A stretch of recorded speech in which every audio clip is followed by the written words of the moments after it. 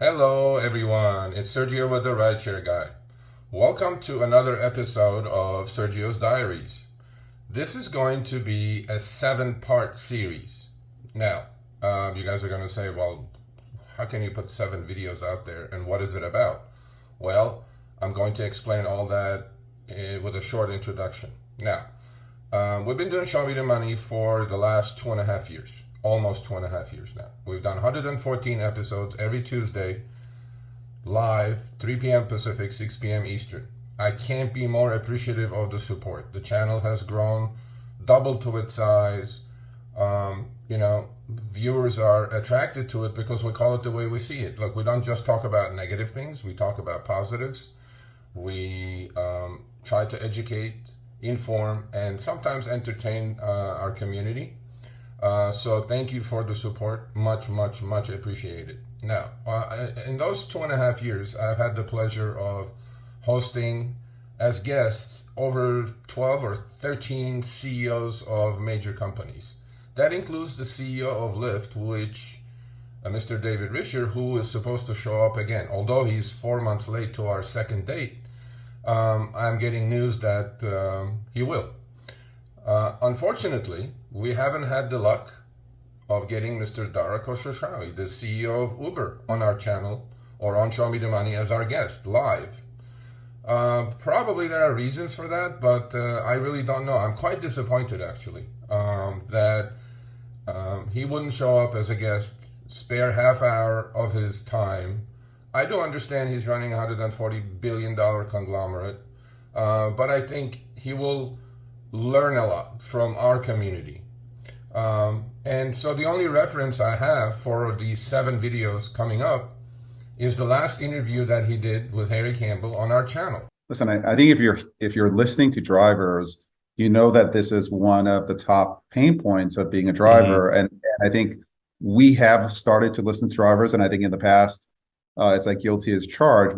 I don't think we were as connected deeply with our drivers and taking the kind of feedback that we want to in order to keep building a product that's like not just as flexible as you want it to be with good earnings, et cetera, but just the product that they're asking for.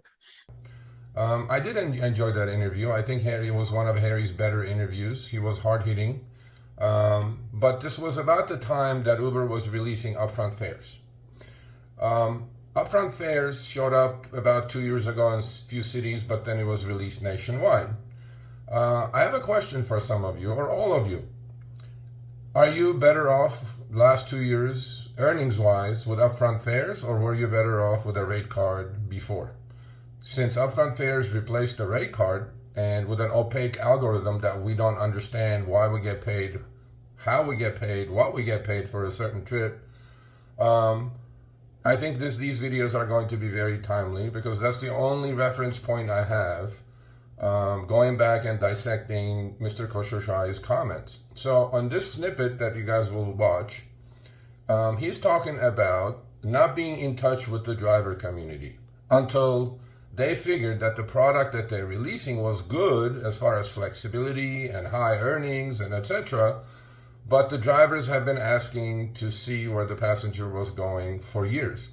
Well, Uber never does anything to benefit the driver community. Uber only will release things when they are ready and good and willing.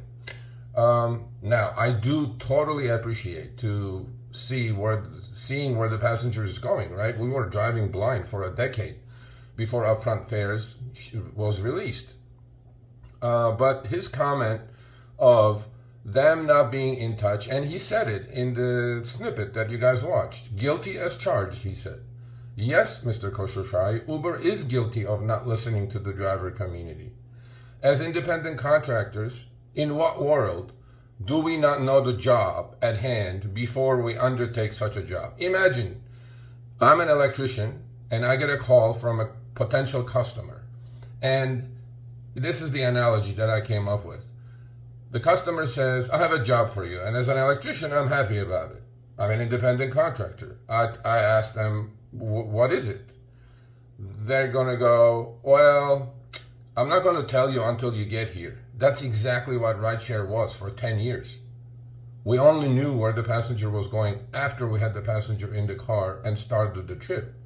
So Uber admitting that they haven't been in touch with drivers for a decade, and out of the blue, they said, out of the goodness of their heart, they said, yep, now we're going to show the rider destination before a driver accepts the chip. Well, there are reasons for that. One of the main reasons is cancellation rates were too high, because we would accept the chip and we don't know where we're going, right? We get there, and then once we knew where we were going, we would cancel trips. So who loses? We lose, as our cancellation rates are going up. And the rider loses, because now they have to order another trip after waiting, and then the wait times were going through the roof. Well, Uber doesn't like cancellation. So what do? Okay, let's show the driver community where the rider is going. Well, they didn't think that in 2 years we would educate hundreds of thousands of drivers through our channel. We have a saying on our channel. It's called "Decline Garbage, Know Your Worth." And I think a lot of people are subscribing to that idea, to that philosophy. And they are declining trips by the bundles. The reason is the pricing of the trips is not correct, but that's for another video, because like I said, I have 7 of them coming up your way. So, what has changed? Is Uber listening the last 2 years better than they were listening the previous decade? Because that's what he said. He said Uber is guilty as charged. It's time that we show the drivers the destination of the rider. Well, I know what that did. What that did is create a national low acceptance rate problem for Uber now. And hence, that's the reason why they just introduced in 9 cities this new program called Advantaged over Standard. And I will talk about that in a separate video, break that down as well. But we already have done that on Show Me the Money Club. FYI, every Tuesday, 3 p.m. Pacific, 6 p.m. Eastern. Please join us. The community is growing. Our voices are getting louder. And with your support, I think we're going to change quite a bit. So this is the end of the first video. I wish you all health, and please be safe out there, and see you on the second episode of Sergio's Diaries regarding last interview we did with the CEO of Uber, Dara Khosrowshahi.